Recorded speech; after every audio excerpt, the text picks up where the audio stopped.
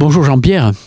Alors à un mois du 5e rallye des cimes historique, nous sommes ici à Saint-Jean-le-Vieux.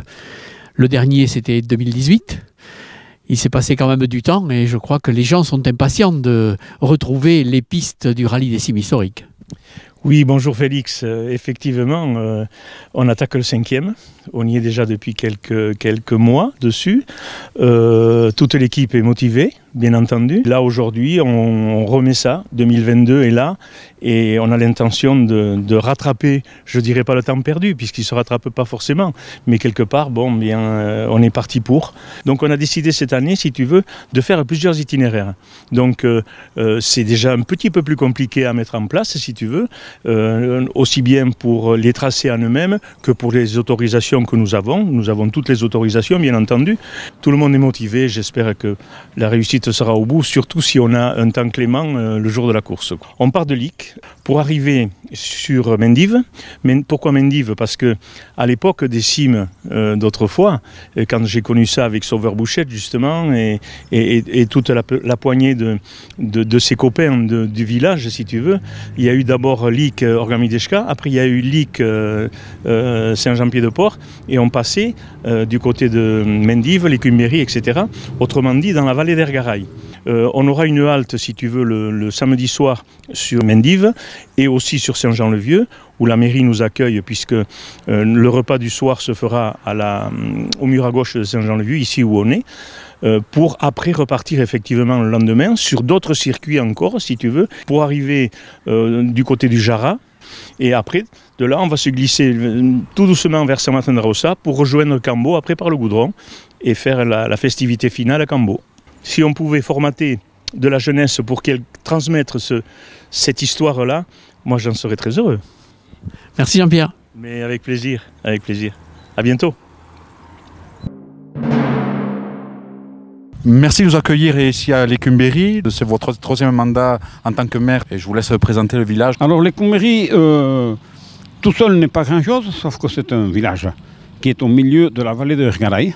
Voilà, c'est pour ça que des fois, entre voisins, on l'appelle Petit Paris. Mais bon, l'Écumérie est un village de 210 habitants maintenant, en majorité quand même agriculteurs, mais pas que.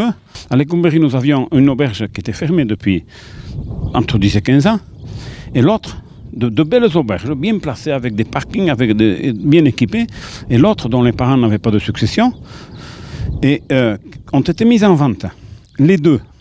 Donc c'est gros point d'interrogation, qui va venir, avec quoi, pour faire quoi? Eh bien, comme quoi, il faut croire, et il faut croire que l'on peut.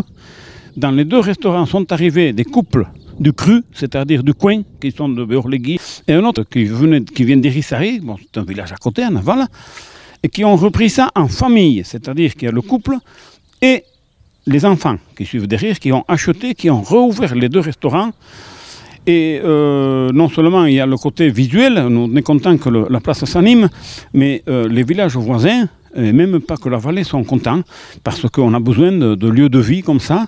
Difficile de parler de l'Écumérie sans parler des villages voisins. Hein. Et l'Écumérie, elle fait partie de la vallée d'Ergaraï avec les villages de Bussunaritz, Arax, Mendive et Beorlegui. Voilà, nous sommes dans le même bassin, dans tous les sens du terme. Et nous essayons aussi pas de se tourner le dos, mais tout l'inverse, de travailler ensemble dans bien des domaines. Et je crois savoir qu'effectivement vous avez monté une association justement qui s'appelle Ergaraï BC, du nom de sa vallée qui est au carrefour de ces 5 communes.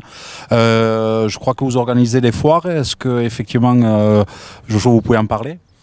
Nous étions très très préoccupés quand même par la baisse du nombre d'habitants et le vieillissement des populations.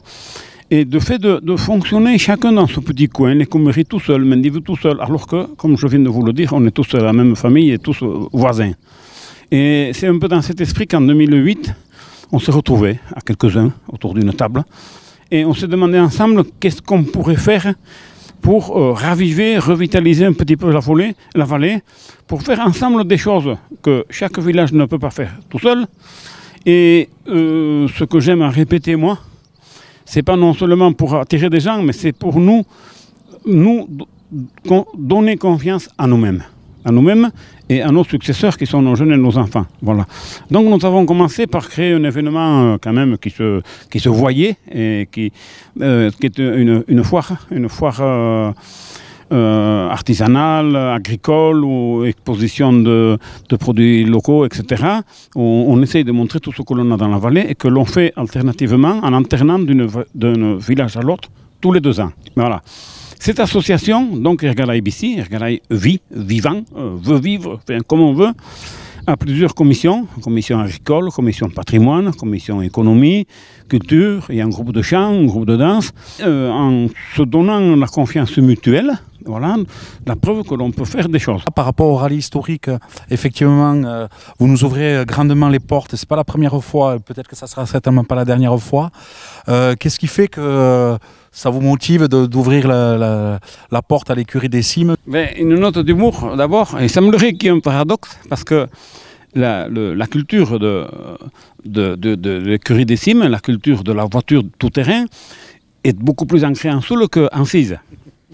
Et pourtant, on la considère comme faisant partie de notre patrimoine. Par le hasard des choses, j'avais un voisin qui était dans le métier et qui m'a mené au départ de l'Icatéré, etc., qui m'a permis de faire connaissance avec des coureurs historiques, des gens qui fabriquent leurs voitures. Nous en avions un aussi. Par contre, c'est un des rares Cisins qui est impliqué, c'est Jean-Pierre Albert Bide, qui est un fils de l'Écomberie, ne l'oublions pas. Après, je pense que le rallye des cimes étant un peu un sport ou un divertissement, mais il est lié à l'économie.